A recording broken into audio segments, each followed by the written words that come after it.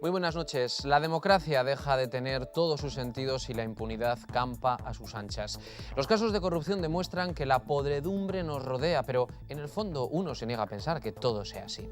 Uno quiere pensar que aún queda gente honrada que trabaja porque este país salga adelante. Pero de repente, como esta semana, nos damos de bruces contra la triste realidad. Hay que pedir a los actuales dirigentes tolerancia cero, pero de verdad, porque si no lo hacen ellos, acabarán siendo cómplices y el ciudadano tendrá la oportunidad con su voto de quitarles de en medio. ¿Serán los actuales dirigentes los que tengan que limpiarlo ellos mismos antes de que lo limpien otros? El caso es que mientras unos se llenan los bolsillos, otros tienen que comer lo que pueden. Dice Cáritas que 1 de cada 4 españoles se encuentra en situación de exclusión social.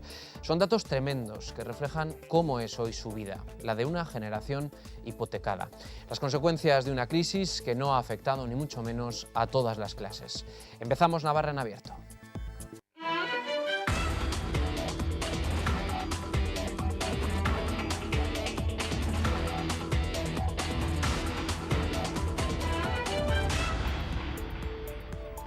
La Audiencia Nacional, la Fiscalía Especial contra la Corrupción y la Guardia Civil llevaban a cabo esta semana una operación contra una trama de corrupción municipal y regional infiltrada en varios ayuntamientos y autonomías, principalmente en Madrid, Murcia, León y Valencia. 51 imputados, 259 registros y 400 requerimientos a entidades bancarias y compañías de seguros, así como 30 embargos preventivos. La trama de corrupción contra la que se ha dirigido la Operación Púnica estaba infiltrada en ayuntamientos y comunidades autónomas. Entre los detenidos, el exsecretario general del PP de Madrid, Francisco Granados, y el presidente de la Diputación de León, el también popular Marcos Martínez. Adjudicaciones irregulares de contratos y concesiones públicas, blanqueo a través de un entramado de empresas, modificación de los pliegos de los contratos para favorecer al que iba a pagar las comisiones, o trocear los contratos para poder adjudicarlos a quien convenía. Todo le valía a esta trama. ¿Qué urge para acabar con esta lacra? De ello debatimos esta noche con nuestros invitados, a los que pasamos ya a saludar. Joseba Urrea, muy buenas noches. Gabón. Gabón, buenas noches. Damos la bienvenida también a Javier García, muy buenas noches. Muy buenas noches. Elena Berruezo, Gabón, buenas noches. Gabón, buenas noches. Y Jorge Esparza, muy buenas noches. Buenas noches, Gracias a los cuatro. Vamos a hablar de la que, sin lugar a dudas, ha sido la noticia de esta semana y probablemente de las próximas semanas. Han sido jornadas de muchísima actividad a las puertas de la Audiencia Nacional, un ir y venir de vehículos de la Guardia Civil con detenidos que han comparecido ante el juez. El coche de la Guardia Civil esperaba el furgón para escoltarlo. De la comandancia de Tres Cantos, donde han pasado las últimas horas, salían los 4 primeros detenidos. Siguiente destino, la Audiencia Nacional, y entre los primeros en pisar sus calabozos, el alcalde de Collado Villalba. Los agentes sacaban del furgón sus pertenencias y las de los otros 3. Junto al edil, al que el presidente del gobierno agradecía las pasadas navidades su buen hacer. Y gracias por el trabajo bien hecho. Han llegado en el mismo furgón 2 técnicos municipales de Murcia y Serranillos y un empresario. Las puertas del garaje de la audiencia han sido un no parar. Poco después, segundo furgón, este con otros 4 empresarios.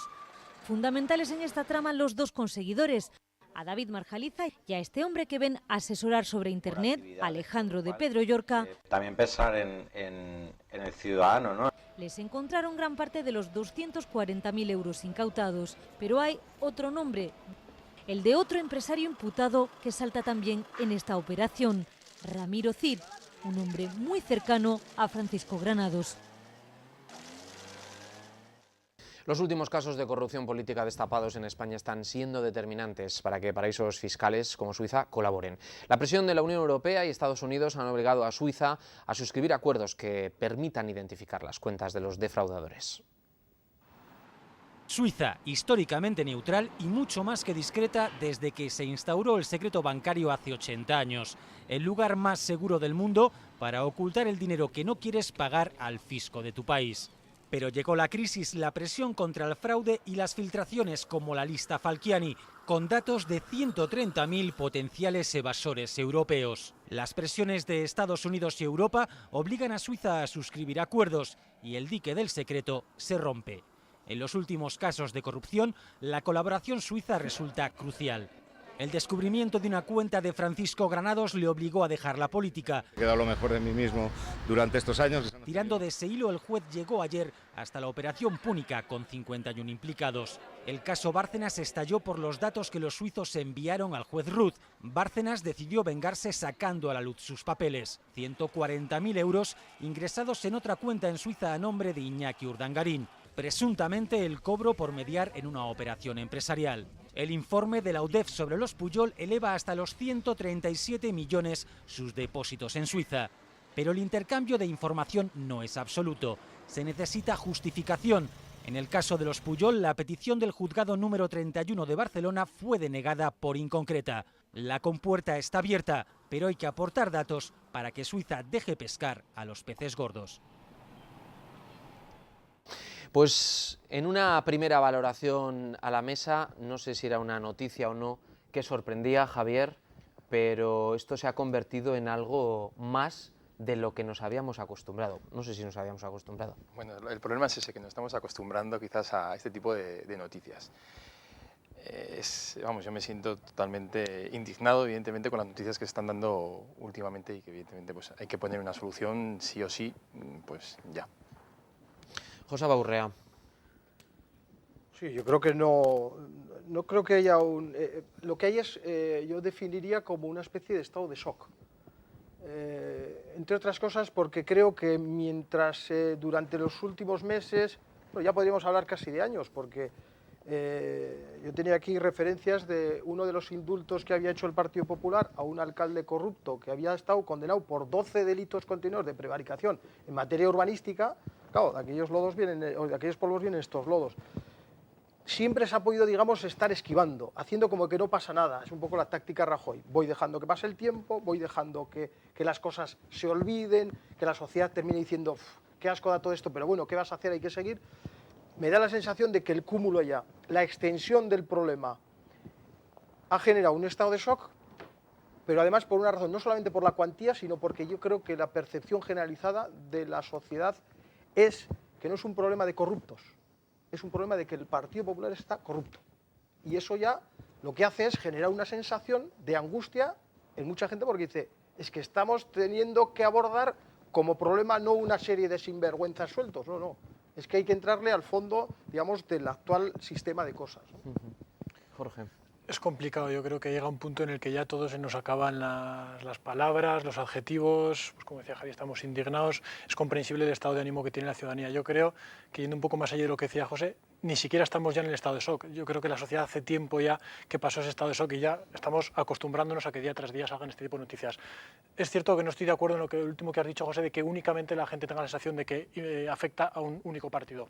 Si fuera así, creo que sería mucho más fácil de abordar la situación, creo que la gente no estaría tan preocupada, pero el problema es que da la sensación que no hay nadie de los grandes partidos que se libre, ni el PP, ni el PSOE, ni Izquierda Unida. Yo creo que ese es el verdadero problema de hoy en día.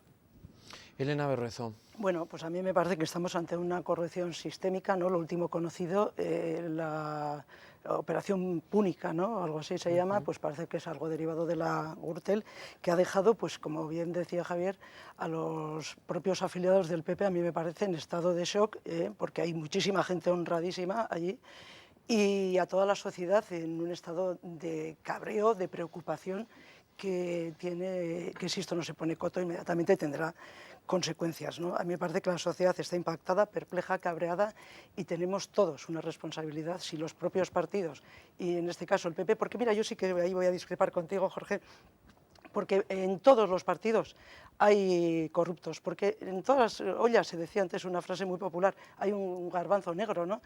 Tú no puedes evitar que estén, porque no sabes hasta que llega el momento, pero es que en este caso yo creo que el Partido Popular tiene muy dentro de su cúpula, y de hecho la prueba tienes que, como estamos viendo, las detenciones que ha habido, todo lo que está saliendo, y todo lo que se está arrastrando desde hace año y medio, 2 años, que afecta directamente a la dirección del Partido Popular y al propio presidente del Gobierno. Entonces, aquí sí que podemos hablar de partido, ¿eh? Ahí lo dejo de momento porque creo que seguiremos hablando, pero... A mí me parece que... Jorge a mí hay una cosa que sí que me parece más sangrante en este caso concreto de la operación Púnica, y es que hasta ahora estábamos acostumbrados tristemente a que surgieran casos de corrupción pues desde hace muchos años, es decir, pasados en el tiempo, que si los Pujol, que si los ERE, que si los Gürtel. A mí lo que más me sorprende de este caso es que es una trama que principalmente se ha dedicado a estafar durante los años 2013 y 2014, es decir, que en la situación actual en la que estamos, tal y como está el país, tal y como están saliendo constantemente casos de corrupción, todavía hay gente que se siente por encima del bien y del mal y que cree que ellos no van a caer. Javier. Yo, con respecto a lo que decía Elena, pues bueno, yo creo que ni Mariano Rajoy ahora mismo creo que esté imputado por ningún tipo de delito. Y hablando, pues bueno, pues el Partido Socialista, el alcalde de Parla fue denunciado por varios miembros del Partido Socialista, entre ellos pero creo si que, yo eso lo asumo, que fue si es que es verdad, pues lo mismo que estás comentando sobre el Partido Popular. Nosotros lo ya mismo los hemos echado a todos, hay muchísima gente. Es una cosa. El Partido Popular también, en este caso, ha suspendido la militancia actualmente de las personas que están imputadas. Bueno, al rato le ha dejado marcharse tranquilamente pensando en volver. Quiero decir que hay cosas que... hay formas... Mira, yo estoy convencida de que estáis muy enfadados y además no haya más que escuchar ayer y leer los twitters del Partido Popular del País Vasco, de Euskadi, quiero decir, y de otros sitios, ¿no? Pero yo he llegado a la conclusión, y porque sé que en el Partido Socialista ha habido y aún habrá alguno pendiente de aparecer, porque claro, eso no se puede evitar, que hay que ser más contundente. Entonces a mí me parece que lo que se le puede echar en cara en estos momentos al Partido Popular es que lleva una legislatura con mayoría absoluta en la que le ha servido para cosas que a la ciudadanía le han ido muy mal y sin embargo lleva anunciando 2 años que va a tomar medidas contra la corrupción y esa mayoría absoluta no la ha utilizado para nada en ese aspecto. Porque yo creo que se merece un pacto a nivel de partidos. Claro, un pacto de conveniencias, claro. No de conveniencias, yo creo que es necesario. Y hablabas pero de todos los tema partidos, durante la época de Mariano Rajoy pues se han destapado muchísimos casos de corrupción, síntoma o significado de que está funcionando correctamente el Estado de Derecho, ¿no? Tanto la inspección, tanto... Lentamente la justicia porque no tiene medios, pero funciona. Vamos a escuchar a José Borrell. Creo que además, porque hay una parte del discurso que yo creo que no sintoniza realmente. Es decir, yo antes comentaba la preocupación, es verdad.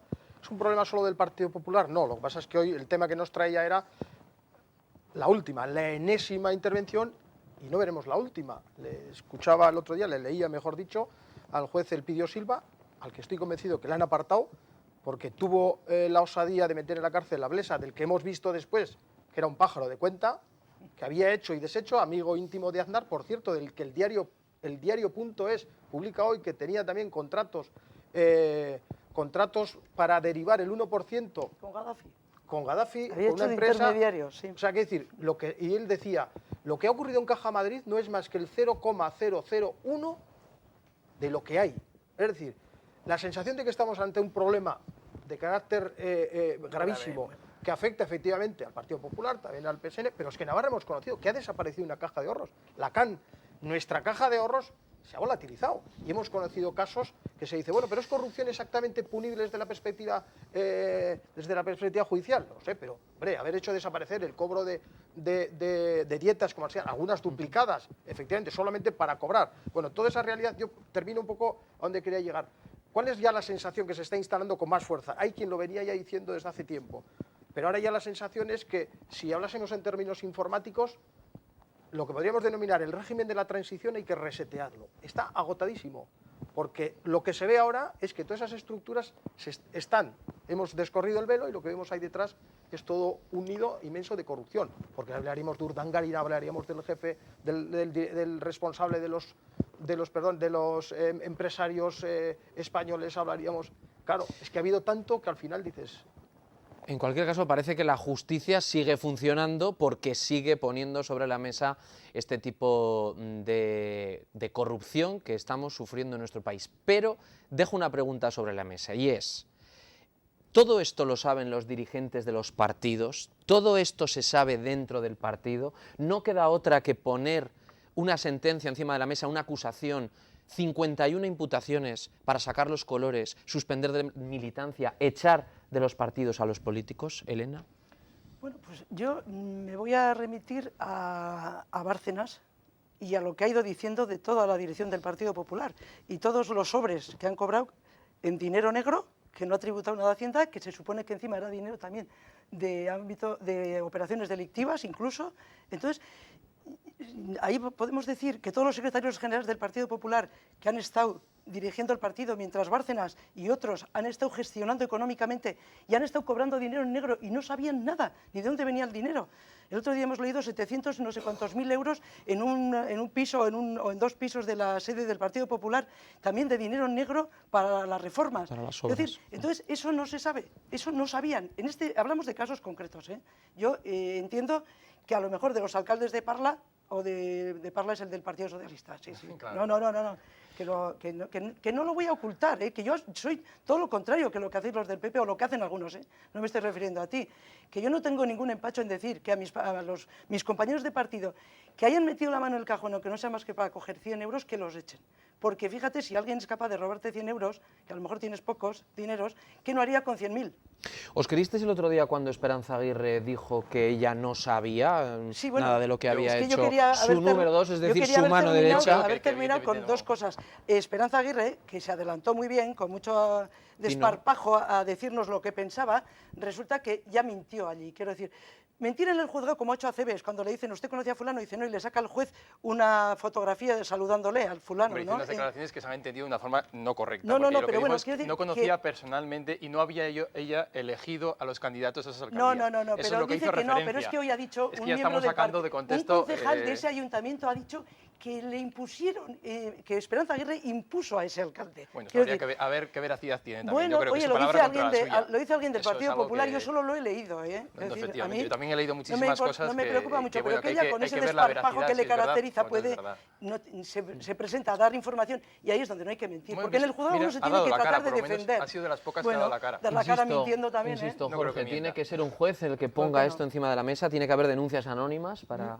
No, pero es necesario creérselo. Me da la sensación de que tanto el Partido Popular como el Partido Socialista, en este caso, se enfrascan en el y tú más, y creo que no, en ningún caso es la solución. Decía antes Elena, y creo que ciertamente nadie está libre de en cualquier designación, pero que igual que nos puede pasar a cualquiera en la vida privada, que recomiendas a un amigo, nadie está libre de que esa persona pueda salir mal. Lo que es necesario es que los partidos tengan contundencia una vez que se detecta esos casos de corrupción. Hablaba Elena de contundencia por parte del Partido Popular, que creo que no la ha tenido, pero también es cierto que ha habido casos del Partido Socialista, y tenemos a sus 2 expresidentes de la Junta de Andalucía que todavía siguen de diputados y que todavía el partido no los ha apartado. Entonces, no están imputados. Es decir, no están porque la jueza no ha querido dejar el caso, que lo deje, y si hay que imputarlos, que los echen. No están imputados. Es que, mira, lo primero es no mentir. La contundencia... El primer artículo es no mentir. No, es que habláis de contundencia, que el Partido Popular no tiene, y bien el Partido Socialista aquí en Andalucía tampoco la está teniendo. No, con lo cual, mira, si empezamos a comparar y empezamos a hablar, como decía Jorge, hay una diferencia entre mira, el Partido Popular por ahora Socialista de Andalucía a y el Partido Popular. Hay una diferencia. Totalmente, todo lo que pide muy claro. Ayala, la juez, todo se le está entregando desde el gobierno. Sí, por eso hay un informe. En el Partido Popular hay un informe ahora mismo que se está saliendo comieron o machacaron los discos duros de los ordenadores para que al juzgado no llegara la información. Bueno, fíjate eso habría que ver. Esos son papeles que supuestamente dice Bárcenas, una persona que hace poco no lo creíais, y ahora tiene toda la credibilidad del mundo por vuestra parte. Vamos a reordenarnos. Vamos a reordenarnos. Eso no lo dijo Bárcenas. Los discos duros habían desaparecido de los ordenadores, eso lo comprobaron en el juzgado.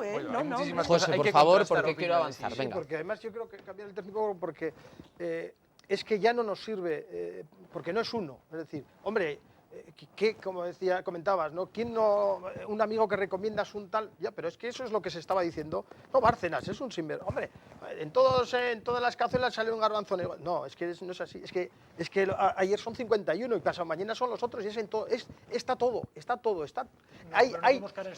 Sí, mira, pero te voy a decir por qué.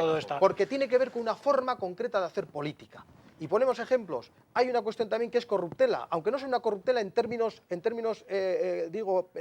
penales, blanca, le llaman. Delictivos. Por ejemplo, el tema de las puertas giratorias existe, y eso es un gravísimo error de la política. Y Miguel Sanz es, por ejemplo, uno de los personajes que ha salido de la política y está en empresas.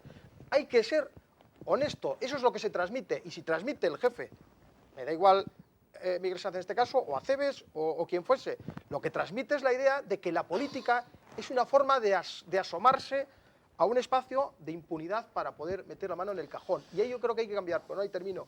No es un problema solo de si hay algunos y hay que perseguir y tiene que actuar la justicia, que faltaría más porque estamos hablando de actuaciones delictivas. Estamos hablando de una forma de hacer política muy vinculada a las contrataciones públicas, que salen un montón de mordidas, salen un montón de corruptelas, hablamos de las puertas giratorias, hemos hablado, que se ha dicho mucho, de estar en las cajas de ahorros pero no porque sean políticos que estén en las cajas, sino porque están en los políticos para meter mano en el cajón. Es decir, todo eso es lo que hay que cambiar para poder cambiar de fondo el problema de la corrupción. Un momento, porque la trama púnica y los últimos episodios de corrupción política no estaban en el orden del día del Congreso de esta mañana, pero se ha hablado de ello, sobre todo entre los dos principales partidos. El líder del PSOE, Pedro Sánchez, le ha dicho a Rajoy que está asediado por este asunto. Rajoy, que ayer pedía en el Senado disculpas, ha admitido errores y ha defendido la actividad política como una práctica noble. Hemos cometido errores y vamos a trabajar para que eso no se vuelva a producir en el futuro. Sin duda alguna, todos hemos cometido errores y equivocaciones, pero la política es una actividad muy noble, incluso con errores y equivocaciones, y desde luego no somos peores que otras profesiones. No demos la imagen, porque no se corresponde a la realidad, de país sumido en su totalidad en la corrupción. No es verdad. Señor Rajoy, señor presidente, usted está asediado por la corrupción. De que la mayoría de militantes y cuadros de todos los partidos políticos, incluido el Partido Popular, son personas decentes, que trabajan por el bien de sus ciudadanos. El problema del Partido Popular no son sus militantes, señor Rajoy, el problema del Partido Popular son sus dirigentes. No sé ustedes lo que pensarían y lo que pasó por su cabeza cuando se enteraron de esta última operación de anticorrupción, pero desde luego lo del hastío es lo menos que seguramente ha pasado por su cabeza. Los ciudadanos opinamos y hoy en este programa también queremos darles voz. Con todos estos casos que estamos viendo de corrupción, ¿qué crees que habría que hacer con estos políticos que han delinquido? ¿Qué habría que hacer con ellos? Pues meterlos a todos en la cárcel. A todos, los que delinquen, meterlos en la cárcel y que devuelvan la pasta, por supuesto. Bueno, en primer lugar, meterlos a todos en la cárcel, luego juzgarlos y que devuelvan todo el dinero, que yo pienso que con eso se solucionaría bastante la crisis. Eso primero, que den el dinero. Y luego a la cárcel si tienen que ir. Pero primero que den el dinero. Complicadísimo, porque yo creo que la corrupción todavía no ha salido. Toda la que hay no ha salido. Han salido casos muy puntuales que además están sirviendo a los partidos políticos un poco para echarse un poco el uno al otro, para mantener el partidismo y que esto no se menee. Primero que devuelvan el dinero, porque aquí no devuelve nadie el dinero. Y después pues que dimita todo el gobierno, porque con pedir perdón no se expían los pecados, ¿no? Hace falta más que pedir perdón para que haya una limpieza, ¿no? ¿Y qué crees que habría que hacer para evitar estos casos de corrupción? Pues cambiar las leyes, lo primero. Habría que cambiar las leyes para que cuando lo hacen, porque como cuando llegan al poder, como se ven con tanto poder, pues tienen mano en todo. Entonces se ve muy fácil el coger el dinero y lo cogen. Entonces las leyes cambiarlas y meterle en mano bien. A raíz, por esa vía, por la vía de las leyes. Primero cambiar la justicia. Evidentemente la justicia está hecha para el robagallinas. Eso no lo he dicho yo. Lo ha dicho creo que el presidente del Consejo del Tribunal Constitucional, una cosa así, o de Justicia. Yo lo reitero y creo que lo primero hay que cambiar la justicia para que la justicia se aplique en toda su medida a toda la gente. Por supuesto que a los políticos también. No me cabe la menor duda de que si yo soy un ciudadano normal y hago un robo y no tengo que ir a cifras muy altas, yo mañana estaría en la cárcel seguro. Y aquí estamos ante la transformación del hombre, ¿no? Del típico español. Sufre como las ranas, una metamorfosis. Llega al poder y se vuelve ladrón, se vuelve corrupto, se vuelve mentiroso y todo le vale, ¿no? Esa es la casta política de este país. Hay que acabar. Sor Lucía tiene razón en todo lo que dice cuando aparece en televisión. Tendríamos que aprender de ella. Es la única persona inteligente que creo que está diciendo verdades y a ver. Bueno, yo lo veo muy difícil porque yo el problema que veo es que como están todos pringados, pues unos a otros echan la bola y es muy difícil de arreglar, ¿eh? Es tirarlos todos a tomar por saco y coger gente joven así como vosotros, que todavía no le ha dado tiempo a pensar dónde hay que sacar la... Eso es lo que yo pienso, ¿eh? No sé, mandarlos a todos a su casa, perdona, la tuya no. Mandarlos a todos a su casa o, yo qué sé, votar todo el mundo sobres vacíos, que veníamos hablando ahora sobre todo. Yo qué sé, intentar que se fueran todos. A la cárcel, devolver el dinero, que dimita todo el gobierno, cambiar las leyes, cambiar la justicia. Y lo del típico español. Eso es algo impopular, que estos días se habla mucho también. Y yo no sé, José, ¿cómo lo ves tú? Si lo que ocurre también en la política es en parte porque antes han sido ciudadanos con... no sé cómo llamarlo. Es que es tan impopular que no quiero decirlo. Claro, pero yo creo que es al revés. De hecho, hay estudios hay estudios que hablan sobre eso. Por ejemplo, lo que podríamos denominar el pequeño fraude fiscal, dejando claro desde el principio que los estudios que hacen la inspección fiscal en el Estado español dice que el 70% del fraude fiscal se debe a grandes fortunas y grandes empresas. Es decir, la pequeña fiscalidad es un problema, vamos a decir, de picaresca. Dicen que tiene que ver a veces con elementos, fíjate tú, tan curiosos como el haber sufrido durante mucho tiempo un régimen autoritario, o en este caso un régimen como el franquista, un régimen no democrático, porque eso, digamos, destruye la cultura precisamente de lo público como parte de todo. Vamos, que si la impunidad está arriba, claro, abajo pero yo creo nos que lo no es el reflejo, cuestionamos, sino es al revés. A mí me da la sensación, y yo insisto en eso, es que es una forma de hacer política. Y en estas entrevistas que hemos escuchado se insiste mucho en eso, lo de que se vaya todo el mundo a casa, que vayan a la cárcel. Hay que cambiar las formas de hacer política.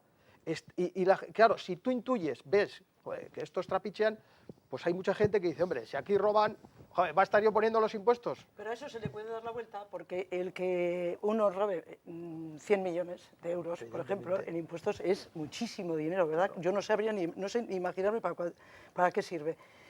Pero si otro roba 100 euros, está, de alguna manera, dejando que el que tiene mucho haga lo mismo, quiero decir, con la diferencia de que tú solo...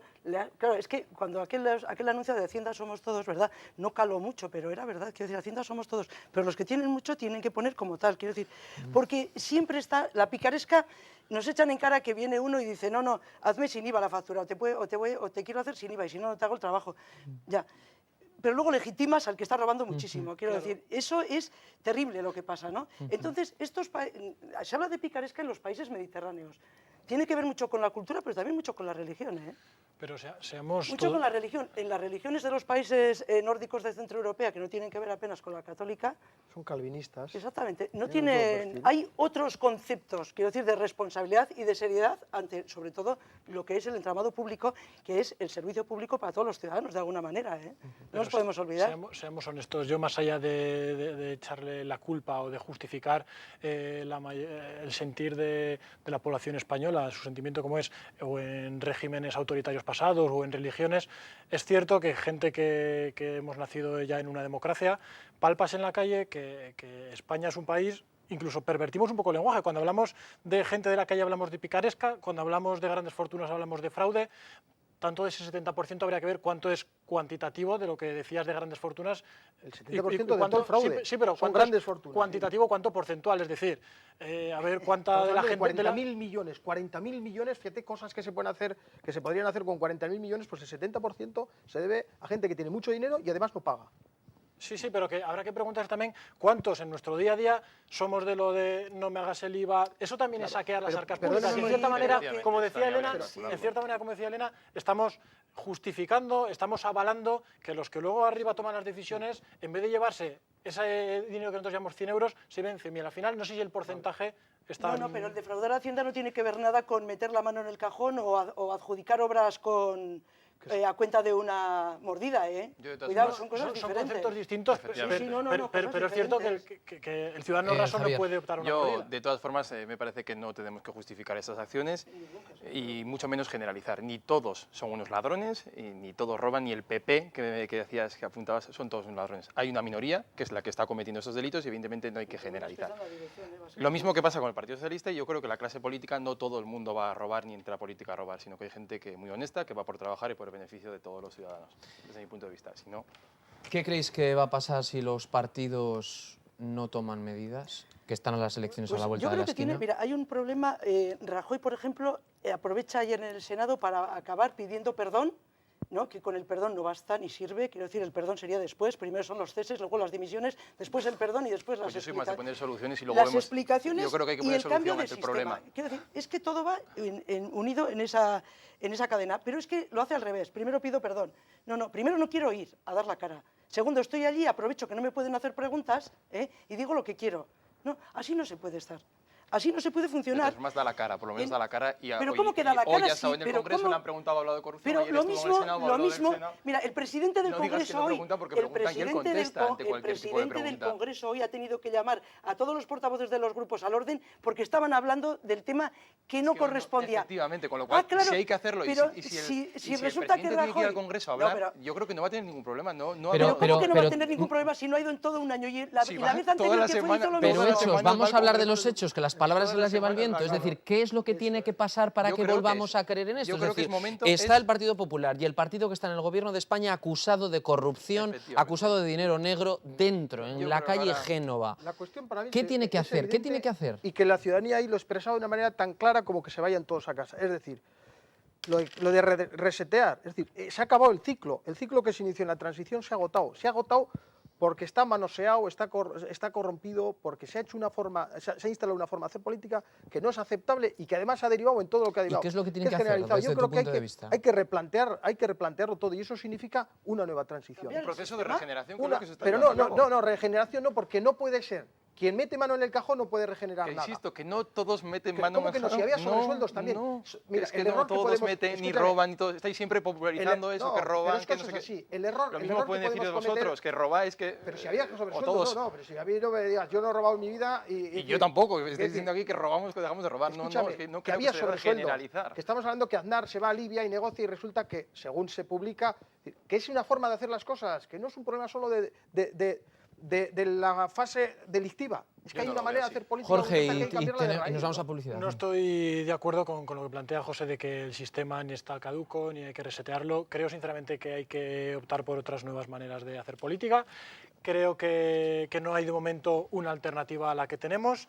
En cuanto a sistema se refiere, eso sí, es muy mejorable el que tenemos. Y claro, la ciudadanía al final es comprensible que esté harta. Decían que no funciona la justicia. Yo hace poco leía pues cómo, por ejemplo, el ex jefe de Hacienda de la Diputación de Vizcaya, muy vinculado al PNV, fue condenado por 4 años de prisión. Después de 4 meses ha salido a la calle con el 3er grado. Entonces, esto es lo que la ciudadanía no entiende, que constantemente los partidos políticos, los mayoritarios, estén en el y tú más y no planteen ninguna solución. Decía Elena que hay que creérselo y contundencia. Sí, pero mira, por ejemplo, que antes no me habéis dejado terminar, ahora sale el PSOE y dice, plantea un paquete de 33 medidas, entre ellas que vamos a reducir las aportaciones, las donaciones a los partidos políticos. Pues cuando ha habido un partido, por ejemplo, como en este caso UPN, que ha ido al Congreso y ha planteado erradicar por completo esa financiación, el Partido Socialista, el Partido Popular se han opuesto. Es decir, que no nos creemos de verdad las medidas que hay que tomar, que simplemente nos dedicamos, cuando están encima ya, a excusar. El Partido Popular ya aprobó. Os voy a dejar el turno de réplica a la vuelta. Vamos a hacer un alto en el camino y después vamos a incluir en el debate también,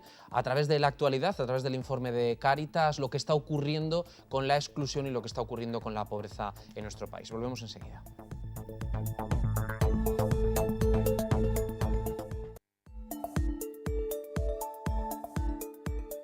Un debate intenso el que estamos teniendo esta noche después de conocer la operación Púnica con esos 51 imputados por corrupción. Había pedido la palabra, se había quedado de hecho con la palabra en la boca Elena Berruezo. Sí, mira, yo creo que es necesario y urgente recuperar la legitimidad y la credibilidad de la política, ¿no? Y para eso yo creo que habría que hacer un programa para fortalecer y regenerar la democracia. Y en ese programa tenía que incluirse acuerdos entre todos los grupos para hacer las reformas oportunas constitucionales que adecúen la Constitución a estos nuevos tiempos y a las demandas de la sociedad. Y en esa adecuación y en esa reforma constitucional podrían entrar muchísimas de las cosas que se niegan a veces a debatir en los parlamentos, porque claro, que Rajoy nos haya dicho hoy o ayer que el Parlamento no está para hablar, porque se ha negado a que haya un debate monográfico sobre corrupción. Se ha negado. Hablemos con toda la información sobre la mesa, no digamos el Congreso de los Diputados o Parlamento no está para esas cosas. No ya nos dirá para qué está el señor Rajoy. Bueno, insisto, yo creo que es absolutamente esa regeneración y esos acuerdos y esa reforma constitucional con todos los grupos. Yo planteo similar, que yo creo que lo que hay que hacer todos tienen algo que decir. Yo creo que hay que, entre los principales partidos de España, lo que se va a hacer es un pacto anticorrupción y eliminar la corrupción de todas las filas de los diferentes partidos. Yo creo que es de todos los ciudadanos. Efectivamente, de todos, y evidentemente de sus representantes ahora mismo mismo que lo están Pero representando. ¿qué es lo que hay que pactar? Pues porque no puede ser que se pacte qué hacer para echar a los que están. No, Y evidentemente luego, solo tienen que ser los partidos. ¿cómo devolver la confianza a los ciudadanos? ¿No? Elena, tú Pues decías ese acuerdo de grupos para hacer esa reforma, pero ¿quiénes van a ser los actores? Porque los que están ahora mismo... Bueno, los actores, podrían empezar los actores de ahora, porque se modifica la Constitución, tiene un proceso determinado, que no se hace en estarán 2 días. estos actores y una vez de llegar al acuerdo se disuelve, se vota y entran actores nuevos. Pero necesariamente nos lleva a ese punto. Es decir, estamos hablando de un proceso constituyente y yo creo que, dicho además desde Navarra, tendría que ser un proceso constituyente múltiple. Es decir, también aprovecharíamos para que los navarros y navarras podamos decidir en nuestro espacio sobre las cuestiones de nuestro futuro, pero necesariamente eso pasa por ahí. Es decir, no hay un acuerdo. Yo creo que está muy claro. Porque has dado la clave antes. Es decir, cómo los mismos... No, porque Granados lo hemos visto en las tertulias, en este tipo de mesas de análisis. ¿Y qué decía? Se vanagloriaba. Yo, más limpio, ¿cómo decía? Hay que separar limpio el trigo del grano de la paja. Él ya separó. Y él era grano, y resulta que era mentira.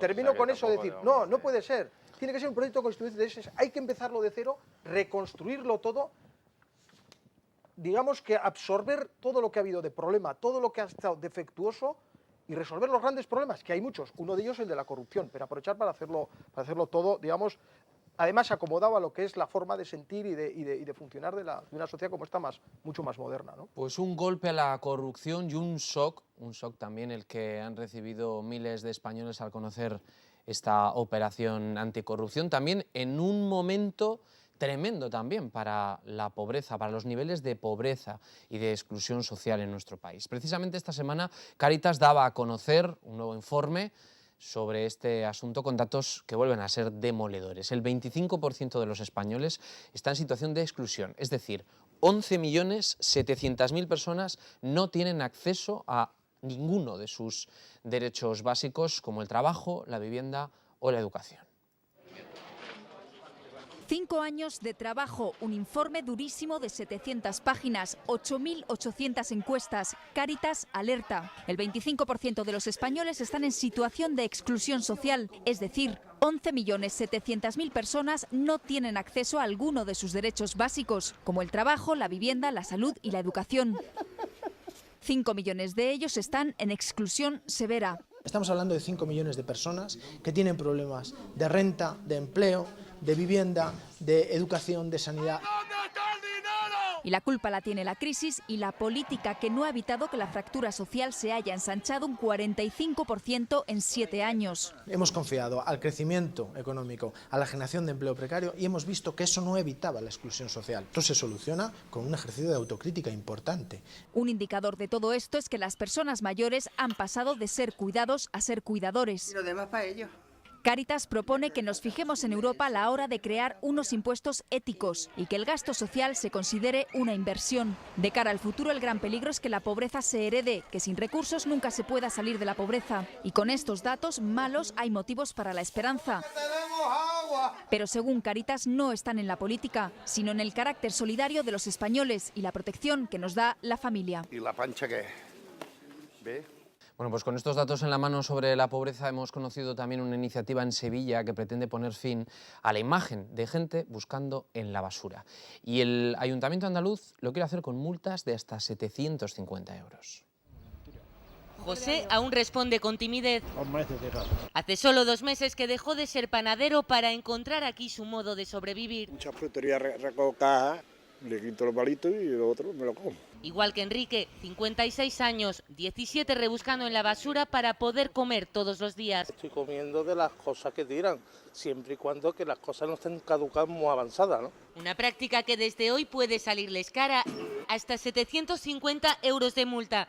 El Ayuntamiento de Sevilla endurece las sanciones para evitar que haya más basura fuera que dentro del contenedor. Nosotros tenemos muchísimas quejas de vecinos sobre cómo quedan los contenedores. Pero para otros significa criminalizar la pobreza. Es sancionar a una persona que rebusca allí sencillamente para encontrar algo de comer. Y para quienes lo hacen, ven la multa como el menor de sus problemas. Vale, me da una sanción. ¿Dónde me voy? Yo no tengo dinero. Como la mayoría de los gorrillas, ellos solo han pagado el 3% de las más de 20.000 sanciones que les ha puesto el Ayuntamiento de Sevilla. Pues esta noche la cruda realidad y la balanza. Los dos temas que estamos abordando esta noche ocurren aquí, en nuestro país, José. ¿Qué hacemos con estos datos que siguen además incrementándose? El 25% de los españoles en situación de exclusión. Pero fíjate, hay dos factores que agravan todavía, son digamos, agravantes sobre esa situación. Uno, lo comentaba también esta persona de Cáritas, con la que, por cierto, en todo lo que se ha planteado estoy absolutamente de acuerdo, cuando dice que hay que cambiar también el modelo económico, la forma en que se plantea eso, crecimiento económico. Están ocurriendo dos cosas. Una, hilado la pobreza, la corrupción, él dice, están robándonos la esperanza, la social están robando la esperanza. Es que empieza a haber esa sensación. Es decir, esto es posible, ya vamos a salir de aquí. Entonces, y eso es muy grave, porque la exclusión social es una situación de orden socioeconómico que te puede llegar a destruir, pero si pierdes también la esperanza, si no tienes una opción de salir, si no ves futuro, yo creo que eso ya es demoledor. Y la corrupción hace un daño también terrible sobre esto. Pero hay otro aspecto, es que lo que se está haciendo, y los informes, hay datos, nos hablan aquí en algunos indicadores, que lo que se llama crecer, es decir, la forma en que se está tratando de resolver la crisis, está agravando esa situación. Hay más desigualdad hoy que hace 6 años. Dicen datos oficiales. Es decir, los ricos son más ricos y los pobres, lo vemos ahí, son más pobres. Por lo tanto, también desde esa perspectiva hay que preguntarse si no hay que hacer un cambio muy profundo en la forma de hacer también y de entender la economía y las relaciones con la sociedad. Jorge. Si ya es duro y es triste enfrentarse a estos datos de exclusión social que hablábamos, al hilarlo todavía con el tema anterior, todavía pues queda una sensación todavía más de desazón, ¿no? Es decir, cuando piensas que hay gente que se está llenando los bolsillos a costa de la gente que no tiene ni siquiera para comer. Es triste, creo que las administraciones debieran poner el foco ahí, trabajar, no sé si hay que cambiar el sistema productivo o el modelo de economía, pero es cierto que hay que buscar una solución y que lo que no es justo, como decía José, es que cada vez los ricos sean más ricos y los pobres sean más pobres, y que en esta época de crisis económica se haya abierto todavía más la brecha entre unos y entre otros. Pero legislando se puede llegar a encontrar la solución, ¿no, Elena? Se puede legislar lo que se quiera, pero si no se tienen ingresos, quiero decir, si los ingresos se pierden por ahí, es imposible. Yo he leído también en este informe que el 12% de la población española que trabaja no gana suficiente para mantenerse. Eso es lo más grave que puede pasarle a un país. Quiero decir, que la persona que trabaja no tenga un salario digno con el que se pueda mantener, que quiere decir pagar el alquiler de su vivienda y poder comer, vestir, ¿verdad? Ya no vamos a hablar de otras cosas. Eso es lo que dice de la situación en la que está este país, porque claro, también dice el informe de Cáritas que la población española es la más afectada por la crisis económica de la Unión Europea. Solo está por detrás Rumanía. Vamos, que incluso Grecia y Portugal, que estaban, vamos, poco menos que para un rescate de todo tipo, que yo que sé la de barbaridades que hemos oído, mientras nosotros pensábamos que aún estábamos medio bien, ¿verdad? Pues resulta que Grecia y Portugal van caminando lentamente y aquí vamos cayendo cada vez en el pozo. No hay todavía fondo en ese pozo. Y esto es terrible. Es terrible. Y claro, no solo por lo que estábamos hablando ahora de dónde desaparece el dinero, pero es porque las empresas, yo no sé si aquí todos los bancos cada vez reparten más beneficios. Las empresas ganan más. Los trabajadores no tienen trabajo y los que tienen un trabajo en precario que nos tenía que avergonzar a toda la sociedad, a toda la sociedad. Y lo digo, vamos, sin ningún pudor. Me parece lamentable que tengamos que hablar de estas cosas y ahora. Y cuando estamos hablando del 25,1, se habla de 11 millones alrededor, pero yo estoy leyendo aquí 13 millones de personas que ya, bueno, es que el 25% de la población pobre, ya no hablamos, encima de los 5 millones o 6 que habrá en exclusión social, como decía José Borrell, sin ninguna esperanza y sin ningún tipo de ambición, ni siquiera para vivir. Son casi 12 millones los que viven en situación de exclusión. El informe dice que de esos, el 77 sufre exclusión en el empleo, un 61, o sea, 6 de cada 10 en la vivienda y un 46 en la salud. Es que a mí este informe además, me los parece pilares, que es ¿no? claro, Los demoledor. pilares. Javier. Yo creo que es un problema que se viene arrastrando ya hace muchísimos años. Creo que sí que hay que poner una solución efectiva. Evidentemente hay que estudiar y analizar cuál es lo que decía Jorge, cómo debemos de actuar, ¿no? Qué debemos de hacer. De todas formas, yo creo que se han puesto en marcha pues, varias lo comentaban desde parte del Ministerio, comentaban varias reformas que se habían llevado a cabo, ¿no?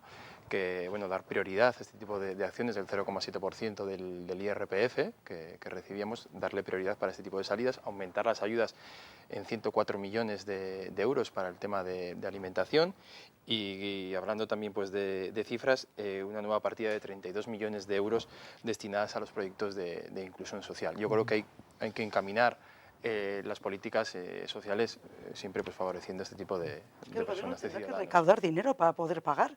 Es que aquí el dinero no sale del aire. Quiero decir que todos tenemos que ser conscientes de que hay que repartir equitativamente la riqueza y es a través de los impuestos.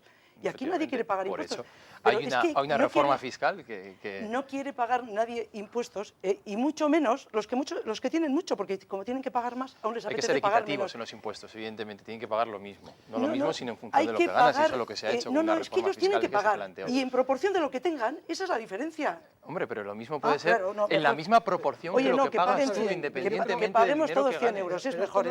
Yo pago el IRPF, evidentemente, pero vamos, me parece que las otras personas que cobren más tendrán que pagar la misma proporción que tengan que pagar yo. No por cobrar más vas a pagar no es un debate puramente no me parece tampoco de fiscalidad fría, de una estadística. No, efectivamente, tampoco creo que sea es que estamos hablando de que hay millones de personas, de familias en la exclusión. Es decir, es que hay que adoptar medidas de urgencia. Hay que poner solución. Pero hay dos problemas. Uno, la inercia de lo que se está haciendo en la política económica actual, lo dicen los datos, acentúa todavía más el problema. Por lo tanto, es que no es que hay que poner unas cuantas tiritas, hay que cambiar radicalmente. Hay que decir un modelo de justicia social. Hay que hacer políticas. Porque todo es cambiar radicalmente, pero ¿a qué?